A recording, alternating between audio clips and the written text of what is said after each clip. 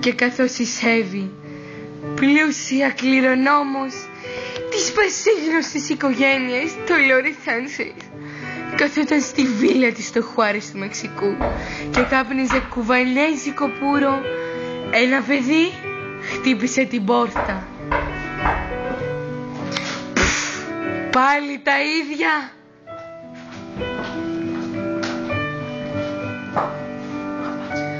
Βλέπει ένα ελεεινό παιδί στο έλεος του Θεού, ξυπόλυτο και αηδιασμένο από την πόχα που του κάλυπτε το σώμα, να ζητά ελεημοσύνη.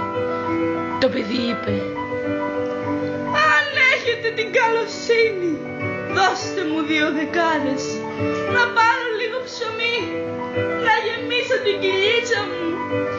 Και έπειτα με ψυχρό και ανελαίητο ύφος, η στιγμή κληρονόμος απάντησε απαξιωτικά: φύγε μωρή πατσόλα από εδώ, που μου θέλεις και ψωμί. Γιατί?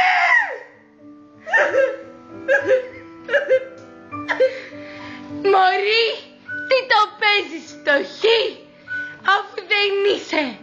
Ήσουν αδερφή μου κάποτε, το ξέρω και το ξέρεις. Από πού? Πες μου, από πού? Από παλιά, ο πατέρας σε παράτησε, το ξέρω και το ξέρεις. Δηλαδή είμαι πιο μικρή σου? Όχι, είσαι κι εσύ κληρονόμος.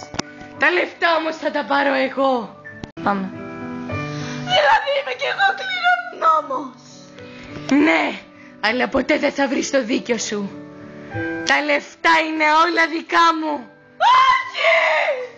Πάνε μωρή, να πάρεις τη κιθάρα και να παίζεις τραγούδια σαν το παιδί των λουλουδιών. Χέσε μας μωρή! Δεν θέλω τίποτα από σένα! Πατσόλα! Εσύ μωρή, φταίς που καταστράφηκε η ζωή μου. Από τότε που ο πατέρας σε έδωσε στους φτωχούς, περνάω μια μαύρη ζωή.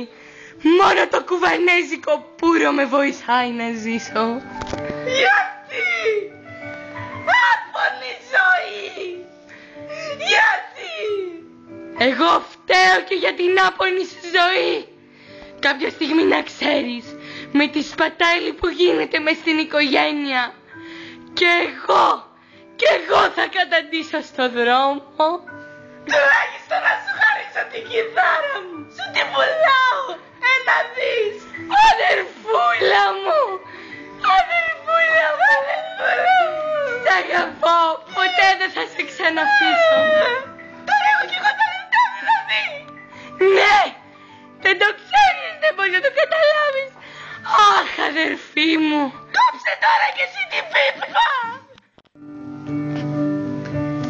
Και έτσι οι 2 αδερφές έμειναν μαζί, ενωμένες πάντα στη ζωή. Η Σέβη έκοψε την πίπα και η Ατίθα παράτησε την κιθάρα και ξεκίνησε το τένις.